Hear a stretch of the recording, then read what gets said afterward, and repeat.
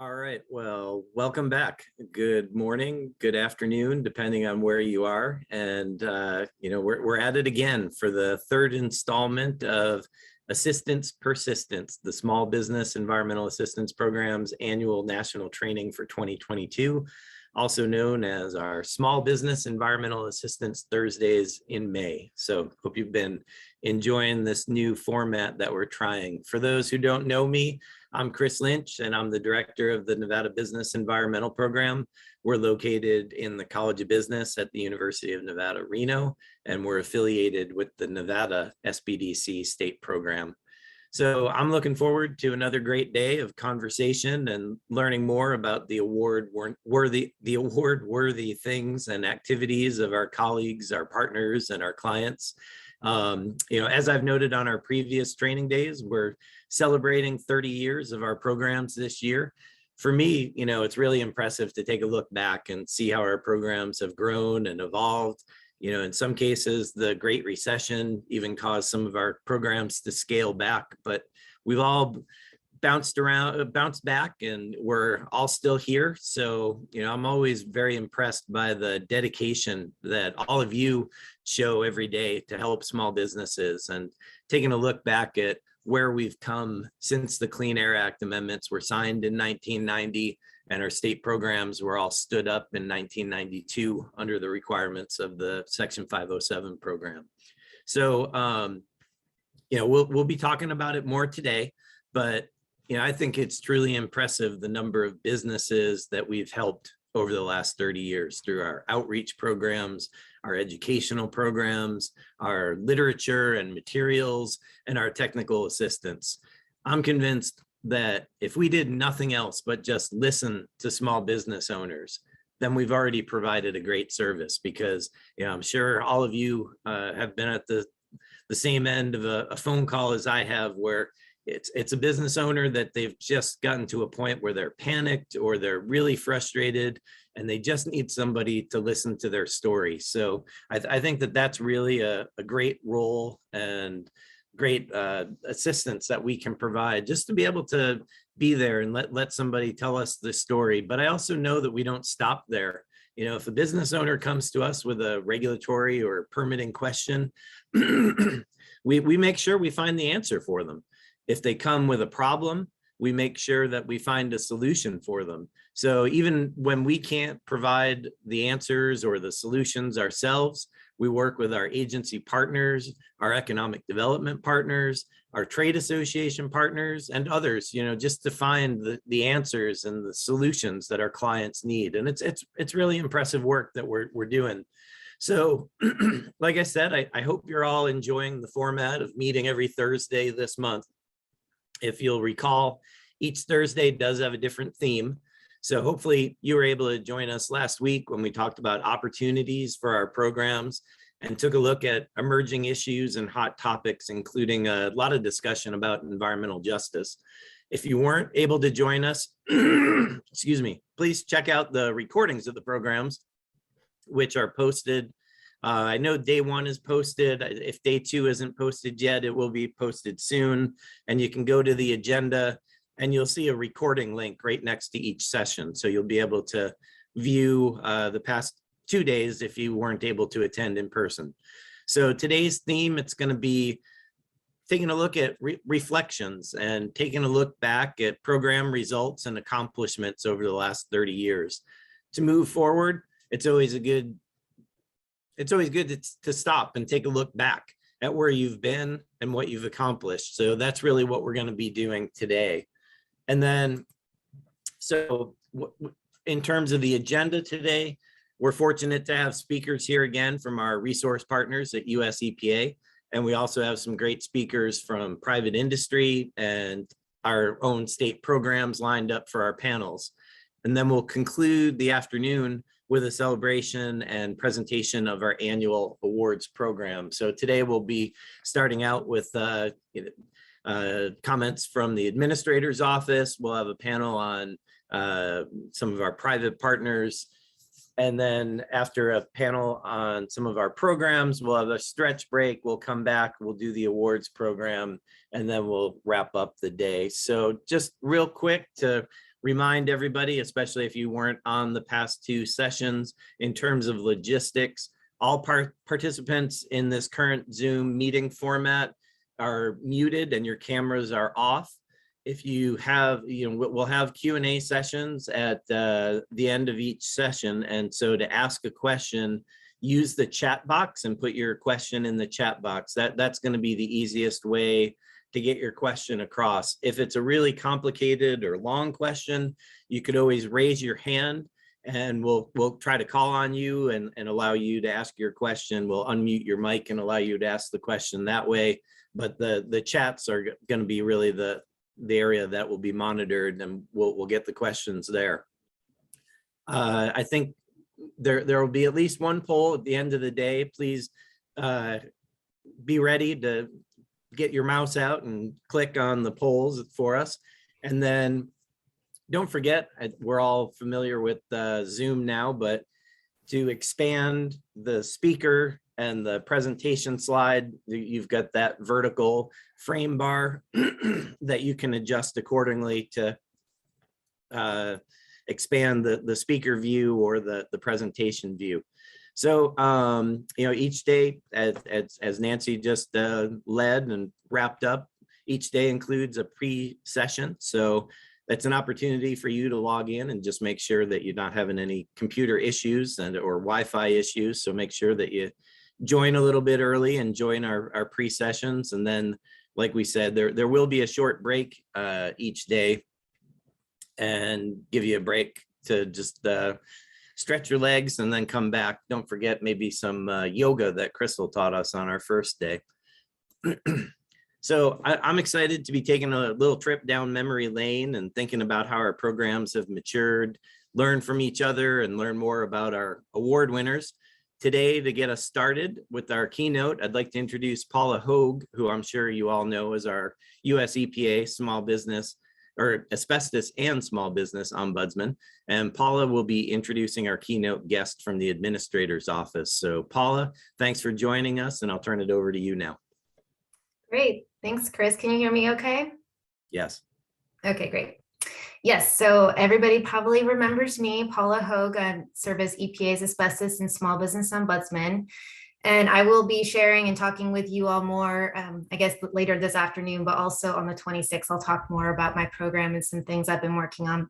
But this afternoon, I have the honor of introducing our EPA senior leadership and speaker today. As many of you know, Janet McCabe, EPA's Deputy Administrator, was scheduled to provide today's welcome remarks. Unfortunately, she had a schedule conflict and could not make it. So we are actually really lucky here to have Mr. John Monger, who has graciously agreed to join us today in Ms. McCabe's place. And I'll just give a quick bio of John. So John serves as the Assistant Deputy Administrator of the U.S. Environmental Protection Agency, where he oversees agency policy, management, and operational priorities. John has been working on environmental issues throughout his career, which has included service as counsel to a presidential commission formed to investigate the 2010 Deepwater Horizon oil spill. He also served as EPA's White House liaison under President Barack Obama, as well as a policy advisor in EPA's Office of Transportation and Air Quality, and also an oversight counsel to the U.S. House of Representatives Committee on Energy and Commerce. John has also worked as an advisor to the Association of State Democratic Chairs, Democratic National Committee, and the Michigan Democratic Party. John received his BA from the University of Michigan and graduated magna cum laude from the Catholic University of America's Columbus School of Law. And during law school, he clerked for the U.S. Department of Justice and Environment and Natural Resource Division and the Honorable James J. Brady of the Middle District of Louisiana. John is originally from Cincinnati, Ohio, and now lives in Washington, D.C. So without further ado, John, welcome to the SB training event, and I'll pass the mic over to you. Thanks for joining us. Great. Thank you so much, Paula. And thank you, Chris, as well, for welcoming me to this really important training event. Like Paula said, my name's John Monger, and I'm sorry that the Deputy Administrator couldn't be here herself, but I actually was really thrilled that I could get to join you in her stead, in part because I'm thrilled about the clean air activities and the finding of environmental solutions at a local level that you all work on all the time. And before I say a few words, I'll just share that on a personal note. My brother is a small business owner in Ohio, so I know firsthand how challenging it can be to manage a small business, how hard small business owners work to keep their businesses up and running. And I firmly believe from what I've seen that you never work quite as the same way that you do when you're working for yourself. And so the nexus of that effort in the small business community and environmental protection is really what this group embodies, and it's just so important. And I just want to say that as a technical expert in your state, you are all just that vital connection between EPA and the small business community, and it just got me jazzed to be here. So thank you for having me. And Chris, it sounds like you have a really terrific agenda laid out for the training, so I'm glad to hear that. I'd be remiss if I didn't take a moment to personally acknowledge North Carolina Small Business Ombudsman and SB technical expert Tony Pendola. Tony, I know you recently received the EPA Administrator Small Business Award this year for outstanding accomplishments, and just want to say a very big congrats to you, Tony. I also want to take a moment to recognize and thank your National Steering Committee's outgoing chair, Jennifer Collins, who I understand has done some really amazing work, both in Indiana and on the national level with the NSC program. And those are just two examples, but I know we have a lot of wonderful talent on the phone here writ large, and it's really all of your efforts and those efforts that make the 507 program successful. And I'm really just, if you remember only one thing that I say this whole time, is really just a very profound thank you on behalf of EPA's leadership for the work that you do day in, and for your commitment to help protect and improve air quality. I want to say thanks for going above and beyond, for sharing your expertise, preventing unnecessary air pollution, and I know that you're really making a difference. And since the theme of today's agenda is reflections, I'll share a little bit of mine, but also just look towards the future as well, because you are all a big part of EPA's future goals, and I'm just happy to share some of that with you. So you may have seen we recently finalized a new strategic plan. There's a great executive summary, since I know that you all probably have nothing but free time to read through documents, but I'll just note that the strategic plan outlines 7 really ambitious goals for this administration and this administrator, including tackling climate, taking decisive action on advancing environmental justice and civil rights, and also enforcing environmental laws and ensuring compliance.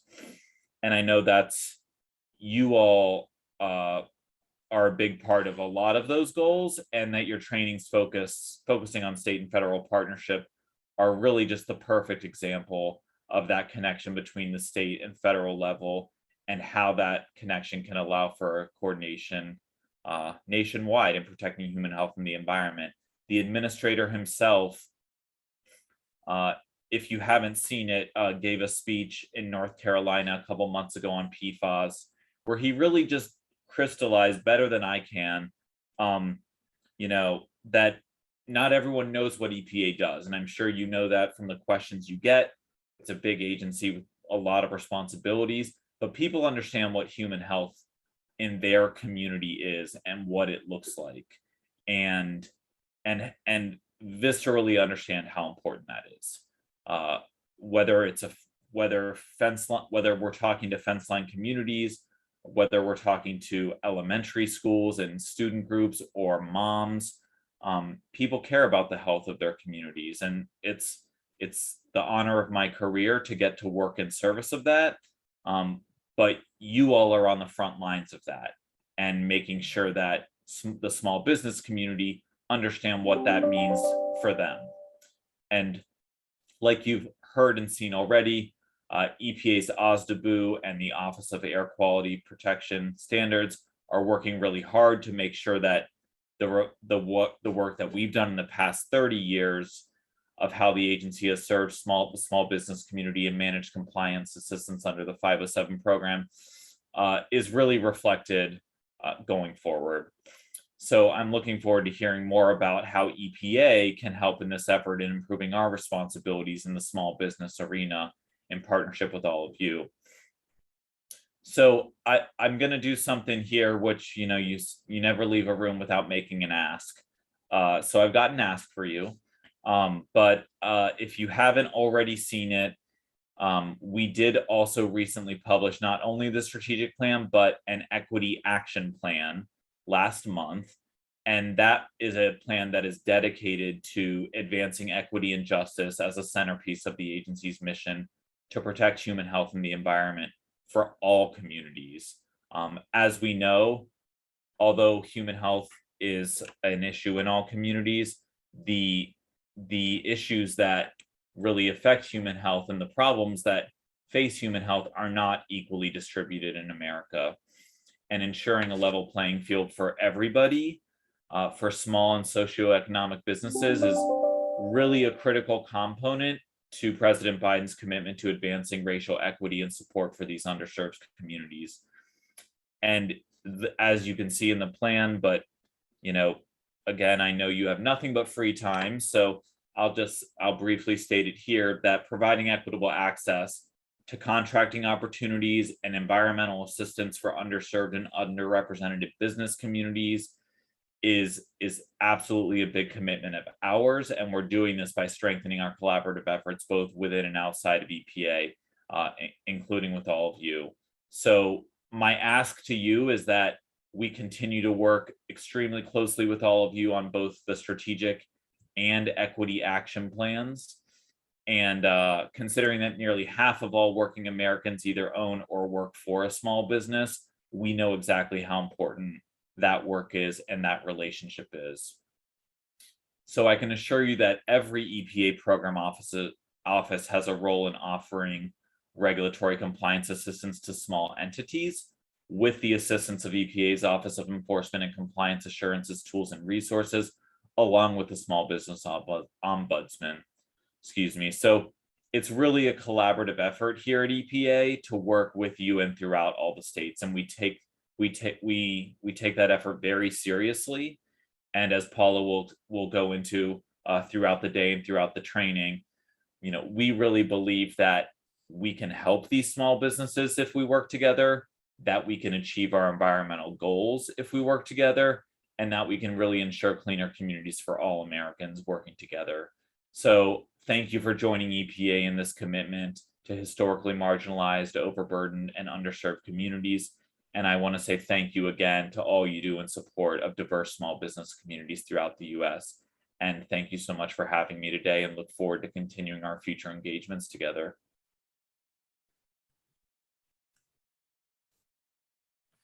Well, thank you, John. Really appreciate your remarks and look forward to continuing the partnership. And, I think, I know you say it in jest that when we have time to take a look at some of these documents, but I think that that's really one of the things that the programs do well, is go through the complicated regulations, go through the long documents, and be able to, boil it down to plain English and be able to convey that to the small business owners we work with. You're muted, John.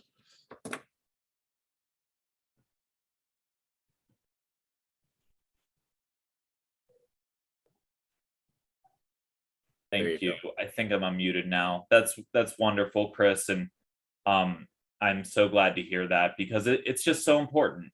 This is your expertise in working hand in hand with local businesses is where the rubber hits the road, in making sure human health protections are felt across all of America. So I just think that's absolutely critical, and I'm so grateful to hear that, and just so appreciative for everything you all do.